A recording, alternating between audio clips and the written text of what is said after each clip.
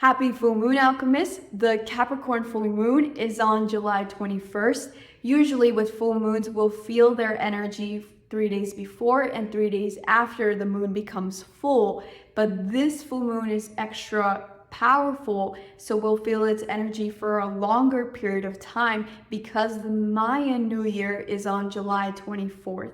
In this video, I'm going to share the 3 things for the Capricorn full moon and 3 rituals so that you can benefit the most from this illumination.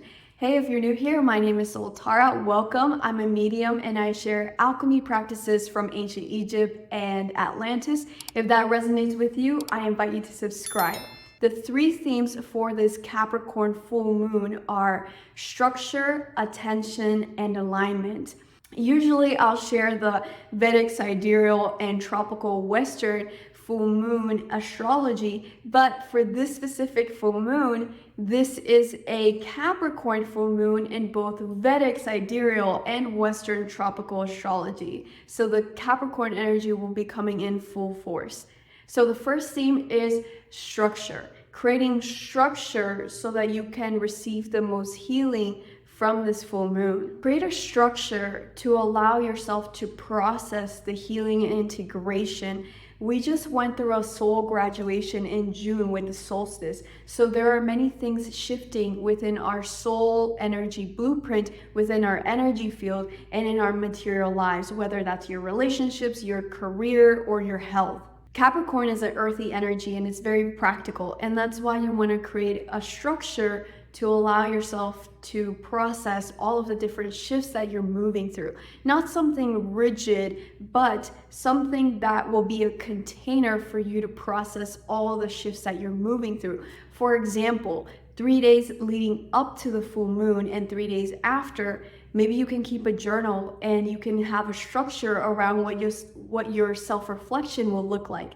Maybe you will take 15 minutes at the end of your day or during your lunch break to go for a walking meditation, or perhaps it's journaling or sitting with your inner child and asking your inner child what it needs, what it wants you to know. Modern neuroscience now proves that 95% of your day is governed by your subconscious. So the things that you're saying, thinking, doing, feeling, the habits, they are all subconscious. So you're basically a robot on autopilot. And that's why working with full moon energy is so powerful, because when the full moon is lit up with all of that sunlight, it is giving us more access, more light into our subconscious mind, where we store the belief systems, the traumas, the imbalances, the things that we need to integrate about our shadows and bring them up into our awareness, bring light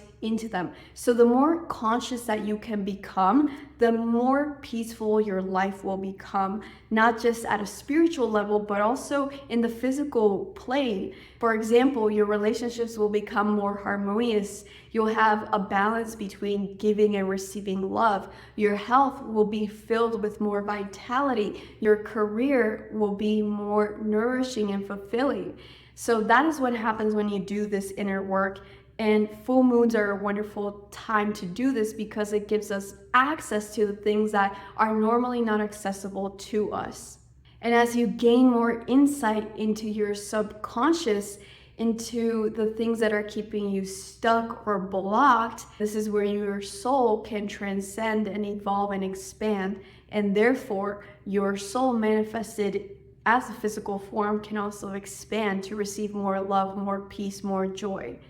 That is why I created Moon Alchemy, because a consistent self-reflection practice is the bedrock upon which your inner peace is built upon.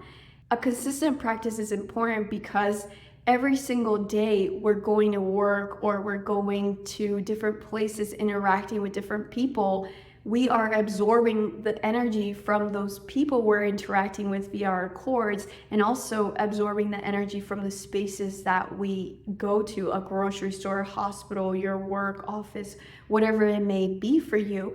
And it's important to regularly cleanse your energy at a deep level. Just like you take out the trash from your home on a weekly basis, that's a type of cleansing that you do, but you dust, you mop, you sanitize your home perhaps once a month or twice a month. And that's why the moon cycle is so important for us to follow. I mean, even our own physical bodies follow it with our menstrual cycle. Obviously, now it's not exactly related because of the artificial light that we're using. But if we were still living with the natural cycles of the day and of the season, then our menstrual cycles will be directly synced with the moon cycle. Instead of moon alchemy, we have a monthly full moon ritual and meditation with a different goddess, ascended master, an angel, and spirit guide. This month, we are connecting with your higher self so that you can receive healings and activations from your higher self, because right now the Sirius gateway, the Lionsgate portal, is already open and all of this cosmic energy is streaming in. And you don't necessarily need me or someone else to give you an activation. Your higher self has the ability to do that itself. So in this month's full moon ritual meditation, you are going to build a deeper connection with your higher self and get insights on what are the things that are keeping you stuck from this rebirth process that you're moving through. Because remember, in June, we went through a soul graduation, and now we're shifting into a newer, truer versions of ourselves. If you want to join that full moon ritual meditation, you can get more information in the description of this video. The second theme is attention. Pay attention to the themes, events arising within the 7-day window of the full moon. So 3 days before, on full moon day, and 3 days after. So from July 18th until July 24th, keep this 7-day journal. What's fascinating is that July 24th is actually the beginning of Mayan New Year, and I'll talk about that at the end of the video. Pay special close attention to the triggers arising right now, because Chiron retrograde happens on July 26th, and this will be influencing this full moon. Chiron is known as the wounded healer. It's an asteroid, but its energy is like that of a planet in terms of its influence on our subconscious mind and energy field. I talked about Chiron retrograde in my last video, which I'll put at the end of this video so you can watch that. But basically, Chiron brings up our wounds connected to our abandonment, connected to rejection. With Chiron retrograde, it's typically not just abandonment wounds and rejection wounds from this lifetime. It's connected to previous lifetimes and other reincarnations. So that's why it's a deep healing. So journal on what are these triggers about abandonment or rejection. And what are they actually trying to reveal to you? And the gift within this Chiron retrograde, with the gift within those triggers, is a deeper level of self-acceptance. I'm going to share a visual that my spirit team shared with me to better understand this. So if you ever played with Play-Doh, you know how like you would have a little cutout thing and you would push it and then the Play-Doh would come out in those forms, in those shapes? That's something that happens with Chiron retrograde in our own healing and integration journey. So as we push down, as we go into the subconscious, more of the awareness comes in, and we have a higher level of acceptance because that machine was pushed down. And then the more that you push it, the more insights come about. And those insights for Chiron retrograde and for this full moon are going to relate specifically to a deeper level of self-acceptance. Sure, maybe you accepted the fact that you're impatient or that you're loud, but have you accepted the fact that you have this one really taboo hobby that you still haven't fully accepted? Or maybe you have this particular belief system that you try to reject and neglect and ignore and push underneath back into the closet. These are the things that you're going to need to accept about yourself. It's about unconditional acceptance. And the third theme for this Capricorn full moon is alignment, bringing soul truths into the material plane. This is this Capricorn, earthy, practical energy coming into our lives now. So taking the esoteric concepts of unconditional love, how can you practically bring that into your material life is through unconditional self-acceptance of yourself and of others. This universal theme of divine timing, how can you bring that into your practical life? Through practicing patience. The universal view of oneness and this net of life that connects everything. How do you bring that into your practical life? By remembering the illusion of separation within form.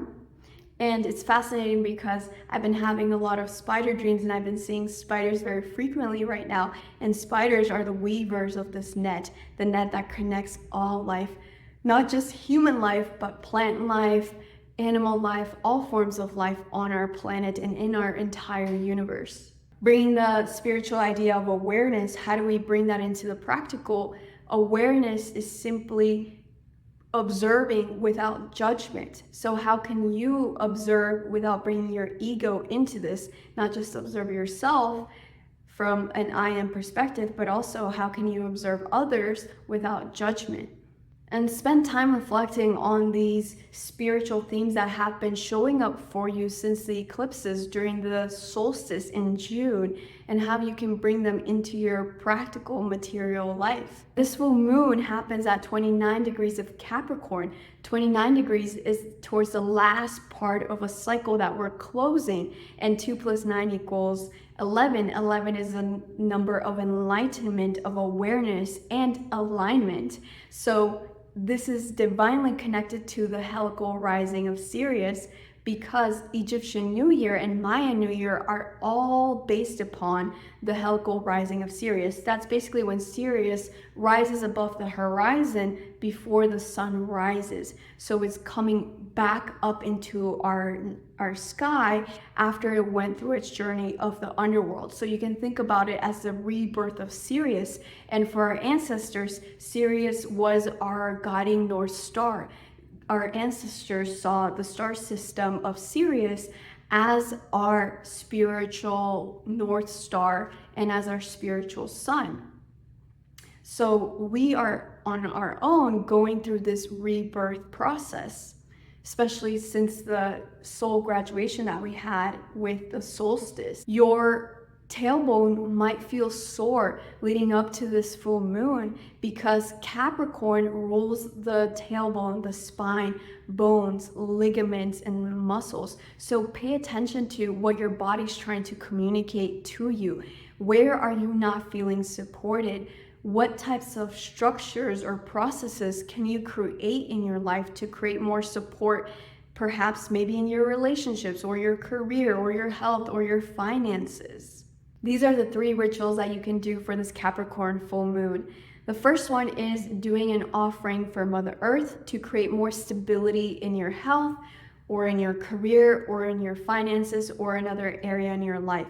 When you do an offering to the earth, obviously you have to do it from an altruistic heart where you're not expecting anything in return, but you are perhaps singing or chanting to the earth, go out in nature to a park or to a body of water and sing for the elements, sing for the earth, sing for the earth guardians. You can also give an offering of fruits, nuts, seeds. You can plant a crystal or throw a crystal into a body of water with the intention that it's going to heal the earth. So these are some types of offerings that you can do, and see what naturally arises within you, what type of offering you want to do. The second ritual you can do is chanting Lam, L-A-M.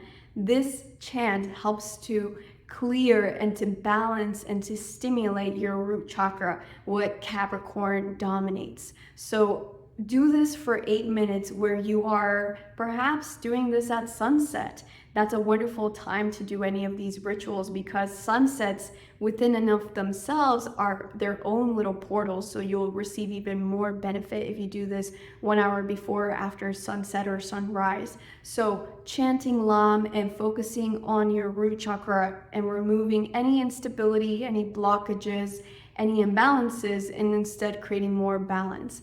And the third ritual you can do is creating a new level of trust and faith in yourself.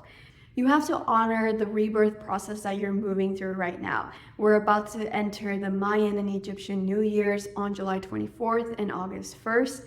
So right now you're entering a new year. A ritual that you can do for this is creating a new level of faith and trust in yourself. One way to do this is by perhaps writing a contract with yourself and writing this contract and saying, I'm going to trust myself and honor my intuition with more integrity this year.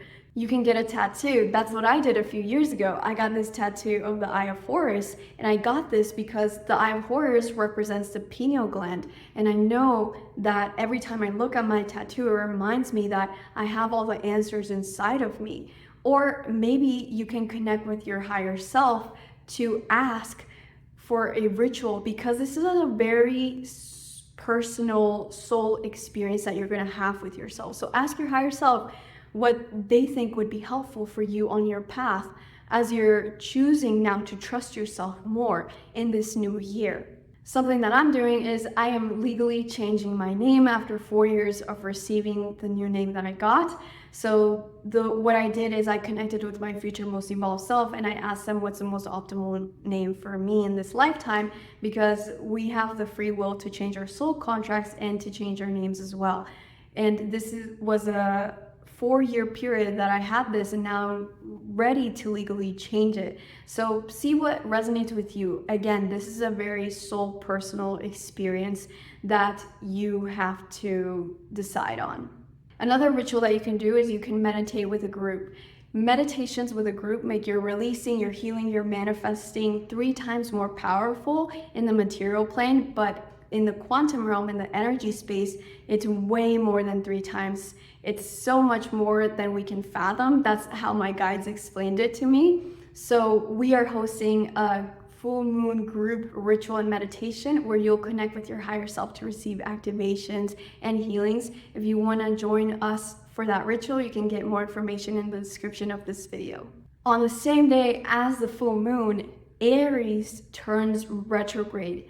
Think about Aries as the feminine aspect of Mars. She's Mars' sister. So Mars is this fiery planet of war, passion, aggression, creativity, sexuality. Aries is the raw, uncompromising, bold, strong aspect of Mars, where she demands social justice and equality for all. And Aries is going retrograde in Aries. So the fire energy will be full out. On July 21st, be mindful that you are responding rather than reacting in your conversations, because you don't want to pop off with this extra fiery, blunt, raw energy. So work with this Aries retrograde to reflect on where is your place where you are going to be raw, uncompromising in terms of your values. Remember, the Chiron retrograde is all about self-acceptance, and this Aries retrograde is all about being raw and sticking to your values, specifically focusing on social justice. So what are perhaps some causes that you are very passionate about, and channel this extra fire, passionate energy into those causes. It's fascinating because when I was meditating, preparing for this video, the term aristocrats and aristocracy came up.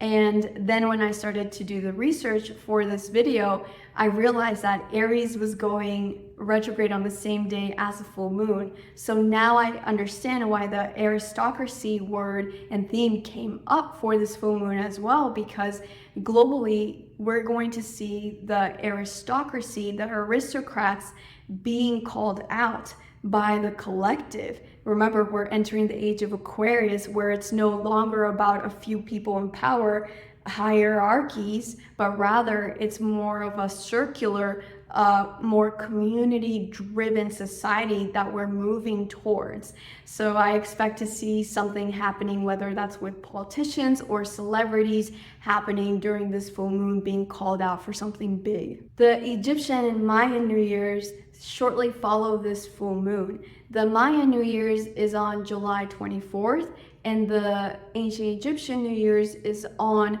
August 1st this year. Every year, the date changes based on when the helical rising of Sirius happens. So this is a great day for you to celebrate, to give gratitude for all of your blessings, and to manifest for abundance, because this is traditionally known as an abundance period. And just to be clear, there are many ancient Egyptian and Mayan calendars, but this is the main one that our ancients used because they would be focused on tracking the star Sirius. So that's when they would see it again above the horizon, they knew that that was going to start a new cycle for them. So you can watch this video right here to know when New Year's happens for you in your local city. Have a wonderful full moon. I hope to see you at our full moon ritual meditation. Much love, alchemists.